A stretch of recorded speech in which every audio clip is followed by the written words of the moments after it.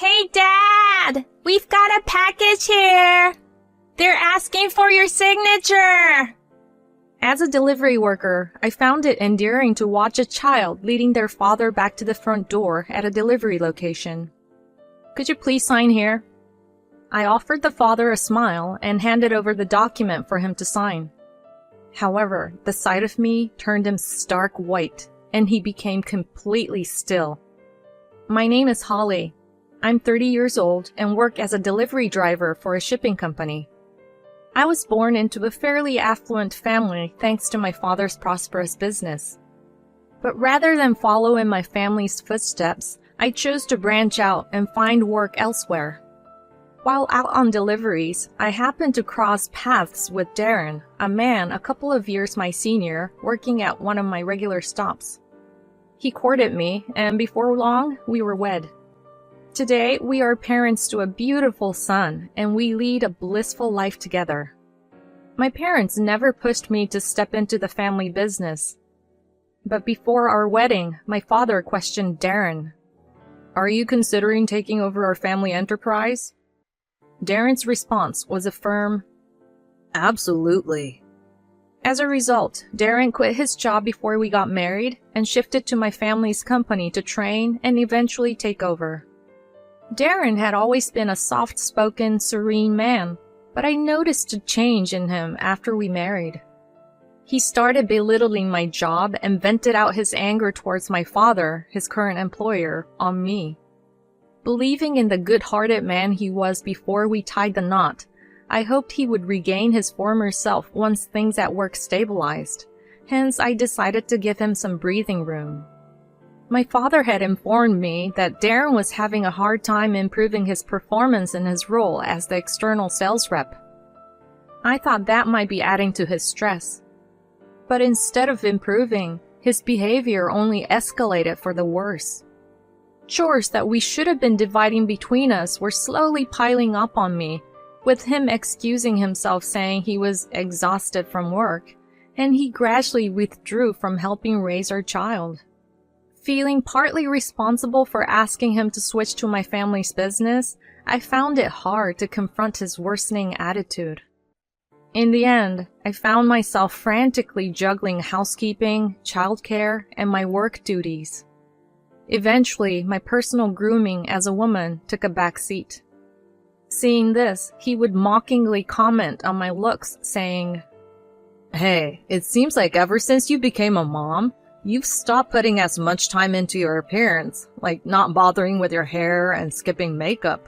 What's up with that?" He also began comparing me to a female colleague, saying, "At work, there's a woman your age who's raising 2 kids, and she puts on makeup and keeps her appearance neat every day. I wish you could take a leaf out of her book." "Isn't that woman you're talking about, Nicole, in the administrative department? She lives with her husband's parents at their home, right? And both of her children are in elementary school. She wasn't working when her kids were little." The clerk, Nicole, that Darren mentioned, had left the company when her kids were born. But guess what? She's back now, thanks to her in-laws stepping in to help with taking care of the kids. But when I told this fact to Darren, he deflected the conversation saying, "My parents live far away, and if we were to live with your parents, I'd have to see my boss all the time, wouldn't I? Living together with your parents is impossible." On his days off, he would frequently leave the house saying, "I'm going to a business seminar." I was the only one managing all the household chores and taking care of our son. It was really exhausting. Between juggling work and childcare during the week, and then trying to tackle the mounting housework on my days off, I was just getting more and more drained, both physically and mentally. I could have reached out to my parents for some help, but I was worried that I might somehow put Darren in a difficult spot at his work, so I found it hard to ask for that extra support. But there's only so much a person can take. Amidst such days, I eventually collapsed from all the stress and overwork. It happened at my workplace, and when they couldn't reach Darren, who was my emergency contact, they reached out to my mother, who rushed over. Are you so swamped with work that you're actually passing out from exhaustion? Does Darren even realize you're working to the point of collapsing? I think he does, but he's also pulling long hours trying to secure his position in the company, so I can't really ask for his help. You could have told me. I worried that if Dad found about all of this, it could somehow impact Darren's position at the company. After taking some time to consider my words, my mom finally spoke up. From now on, talk to me before things get this bad. The following day, I got a message from my father. We need to have a talk. Come home without letting Darren know. When I returned home in response to his message, my father told me, frankly, Darren isn't improving in his role at all. At this rate, it's not just about being ready to take over. He can't even handle his current responsibilities. We can't trust him with the company if this continues. And he's been attending external seminars, learning things that don't align with our company's ways. Whatever the reason, he isn't following the advice given by our staff. If there's no improvement, we can't keep accommodating him. We could introduce him to other companies if he's not willing to make changes. It might be better for him to find a place that suits his style, he said, leaving me in deep thought. I decided to have a serious talk with Darren. That night, I brought up the topic with him. Did you know that I passed out yesterday? The doctor said it was due to overwork. I can't handle all the housework, childcare, and my job alone anymore. So I need you to help around the house and with raising our child. But I'm already stretched thin trying to secure my position in your parents' company. I'm already at my limit. The moment he heard my story, Darren retorted in an angry tone. The kind Darren I used to know seemed to have vanished completely. Dad told me that your performance isn't improving and you keep butting heads with the company's methods instead of following them. He said there's no way you can be his successor at this rate. Maybe you should focus more on understanding our company before attending all those business seminars. If you can't do that, he suggested you might be better off leaving the company, and we'll do our best to help you find a job that fits you. So, what's your plan? I was hesitant to mention all this, but given his refusal to listen, I finally brought up the company issue. As soon as I mentioned the company, Darren seemed lost for words. Then he glared at me. Are you trying to control me by bringing up my work? Is this some kind of threat? That's not what I meant. So all my efforts so far have been for nothing, haven't they? I would have been much better off staying at my previous company. But in reality, you're not improving at all, despite receiving a high salary, right? I thought he would explode at my words, but surprisingly, he became quiet. I've been trying to figure things out, but it's not going well. Starting tomorrow, I'll change my approach, pay more attention to your dad's advice, and strive to improve. I'm sorry. Even though his sudden change in attitude felt strange, all I could reply was, whether that's true or not is for my father to decide. I hope you can earn his approval. After that, Darren started to chip in a bit with the housework, and I began to leave our son with my mother, which greatly eased my burden. But one day, when I visited my parents' house to leave my son, I happened to run into Ellen, who works at my father's company. It seems she had come to pick up some documents my father had forgotten. I encountered her just a few feet away from my parents' house. Seeing me, she made a slightly awkward expression. We made a small talk for a while, but then she said, I'm sorry, but I thought you should know. This might not be my place, but there's something I need to tell you. Actually, I moved recently and saw Darren coming out of a woman's house in the neighborhood. When I mentioned it to my husband, he said that Darren might be her boyfriend as he often visits during the day. I was speechless at this revelation from the company employee. Continuing on, she said, "But that woman has a child. My husband said that the child calls Darren Daddy. But it doesn't seem like they're living together, so my husband thought it was a complicated family situation." I was stunned by what I heard. I somehow managed to drop off my son with my mother and get through my workday, but honestly, I couldn't focus on anything and ended up leaving early. I decided to talk to my mother about it. After hearing my story, my mother was furious. But she said, "It could be a misunderstanding. You should hire a private investigator to look into it thoroughly. I can provide the money if necessary. Let's not involve your father in this." Using my own savings, I hired a private investigator. The results came back quickly. Darren was in a relationship with a barmaid named Vicky, and they even had a 5-year-old daughter together. The investigation also revealed why his sales performance wasn't improving. Apparently, under the guise of outside sales, he was visiting Vicky's house and spending time with his other family. Swallowing back tears, I decided to take action. Armed with the evidence from the investigator, I hired a lawyer who specialized in divorce cases and started making arrangements for a divorce. With the documents prepared by the lawyer, I decided to deliver Darren's belongings when he was visiting Vicky's house. When I rang the doorbell at her house, a little girl who was probably their daughter came out. My heart sank seeing this innocent child, but I calmly said, "I have a delivery. I need a signature. Could you please call your mom or dad?"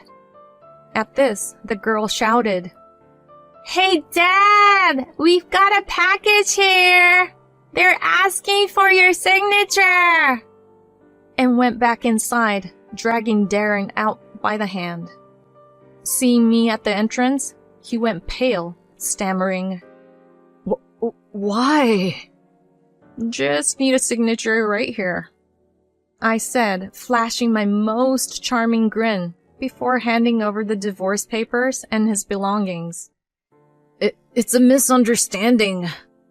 He tried to argue, but just then, Vicky, suspicious about his delay, poked her head out from the living room. "Oh, and this must be Vicky?" I asked Darren. "Who's this lady? Do you know her?" She made a puzzled face and asked, "Nice to meet you. I'm Holly, Darren's wife."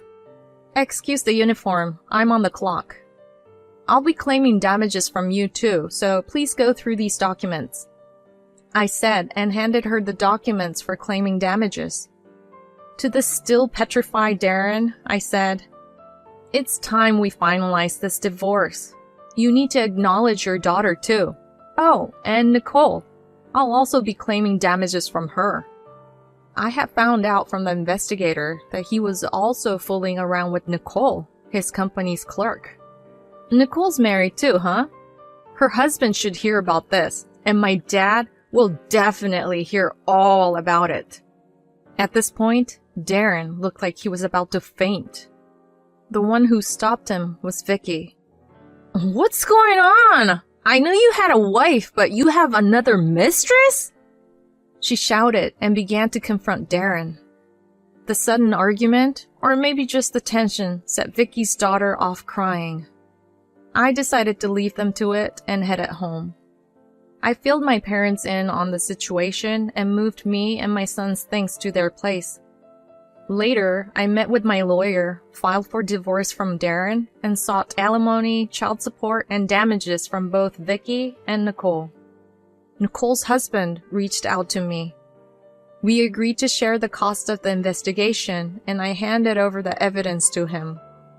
Apparently, Darren had been spending his weekdays at Vicky's and claiming he was at business seminars on the weekends while actually spending time with Nicole.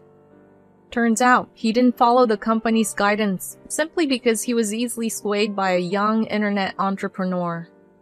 And surprisingly, in the midst of this chaos, it was revealed that Vicky was also involved with another married man, which just made things even more complicated. But I chose to focus only on getting what was due to me. In the end, I was granted the alimony and child support I sought, and the divorce was finalized without any hassle. Darren seemed to have started a new life with Vicky and their daughter. My dad was ready to sack Darren, but I convinced him otherwise. Eventually, due to their misconduct at work, Darren and Nicole received pay cuts and demotions. I wanted him to stick around because I figured the others at work who knew about his affair and subsequent divorce wouldn't exactly be friendly towards him. I thought it would be better for him to suffer in a hostile workplace. I was right, and Darren, now just a regular employee with a significantly reduced income, couldn't stand the hostile environment and quit a few months later. According to Ellen, who lives near Vicky, the sound of Darren and Vicky's daily arguments can be heard all over the neighborhood. Although Darren and Vicky were living together, it was clear that their relationship was extremely sour. Then I got a message from Darren pleading for a reconciliation. "I've realized how important you are to me, Holly. Ever since then, Vicky has been blaming me for being broke, and she's raising that I should pay the damages claimed by the other man's wife. You are all I have, Holly. Help me. Let's start over." What are you talking about? To begin with, if Vicky's daughter is 5 years old, that means she was born 2 years into our marriage.